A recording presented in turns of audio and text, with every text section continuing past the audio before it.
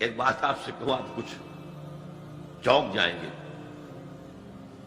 حضور نے کبھی زکوٰۃ دی؟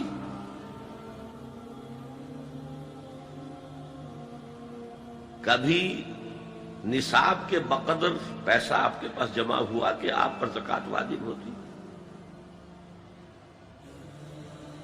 ایسی عجیب بات ہے.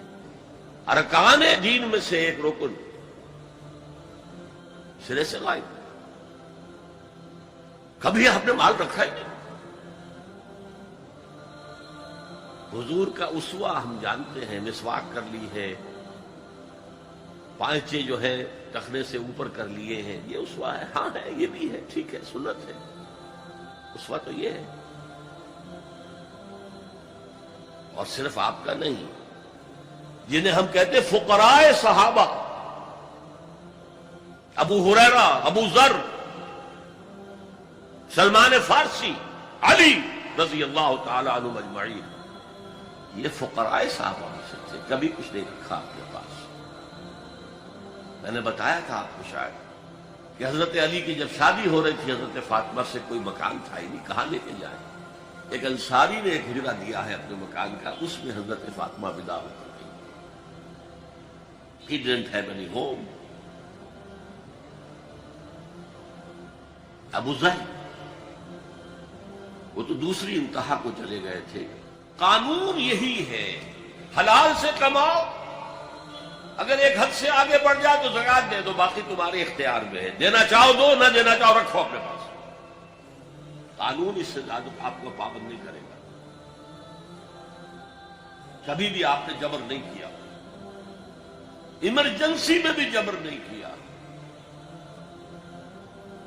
ایک واقعہ آتا ہے کہ حضور کو کئی وقت کا فاقہ تھا. تھوڑی دیر کے بعد حضرت ابو بکر آئے. آپ نے چہرے سے پہچان لیا کہ فاقے سے. پھر حضرت عمر آئے، پہچان لیا کہ فاقے سے.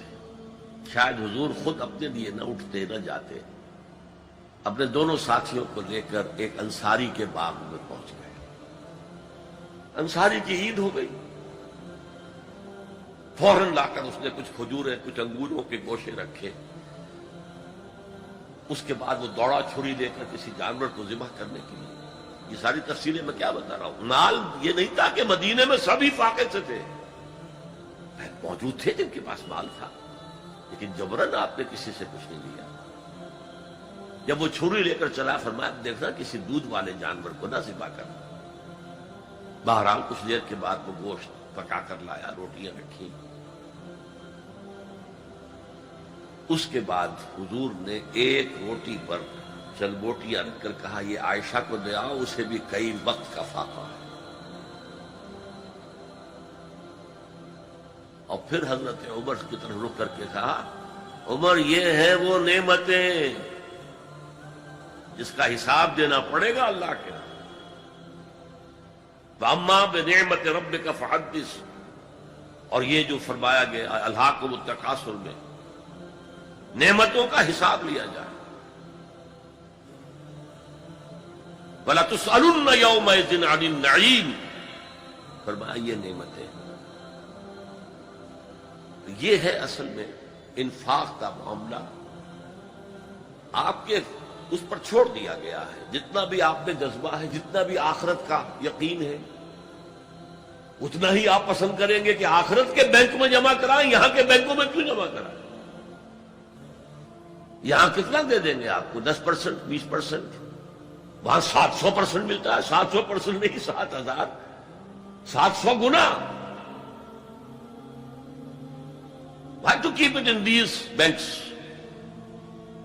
حضرت مسیح کا جو پہاڑی کا واس بہت مشہور ہے، سرمن آف دا ماؤنٹ، بڑے پیارے الفاظ ہیں. میں آپ سے اپنا تاثر عرض کیے بغیر نہیں رہ سکتا. جہاں تک مواعظ کا تعلق ہے، جو حضرت مسیح کے مواعظ آئے ہیں ان سے اونچے واعظ کوئی ممکن نہیں. اسی میں یہ جملہ بھی ہے، دیکھو اپنا مال زمین پر جمع نہ کرو. جہاں چوری بھی ہوتی ہے ڈاکہ بھی پڑتا ہے، کیڑا بھی خراب کرتا ہے. آسمان پر جمع کرو جہاں نہ چوری کا اندیشہ، نہ ڈاکے کا خوف، نہ کیڑا خراب کر سکے۔ اس لیے کہ میں تم سے سچ کہتا ہوں کہ جہاں تمہارا مال ہوگا وہیں تمہارا دل ہوگا۔ مال یہاں ہوگا تو دل اٹکا ہوا ہوگا، اور فرشتے اس طرح گھسیٹ کر کھینچیں گے آپ کی جان کو جیسے کہ سیخ پر سے کباب کھینچا جاتا ہے۔ اور اگر دل وہاں لگا ہوا ہے جس کے لاکھوں کروڑوں ڈالر سوئس بینکس میں جمع ہے، اسے کہا جائے نکل جاؤ پاکستان سے، اسے کوئی تکلیف ہوگی؟ نکل جاؤ فلاں ملک سے، ملک بدل کرتے تم، کیا تکلیف؟ میرے بینک کے اندر پیسے ہیں۔ البتہ جس کا باہر کچھ نہ ہو، اسے اگر یہ دی جائے سزا تو اس کی تو جان پر بن جائے گی۔ تو یہ ہے انفاق کا معاملہ۔ اس میں یہ دو جو ہے، ایک قانونی سطح ہے، قانونی سطح یہ کہ حلال ذریعہ حرام نہ ہو، سود نہ ہو، جوا نہ ہو، فحاشی کو ذریعہ نہ بنایا جائے، منشیات کو ذریعہ نہ بنایا جائے کمائی کا، اور جو بھی آپ کے پاس ہے آپ نصاب کی سطح کے اوپر آ گئے تو 2.5% زکوٰۃ دے دو۔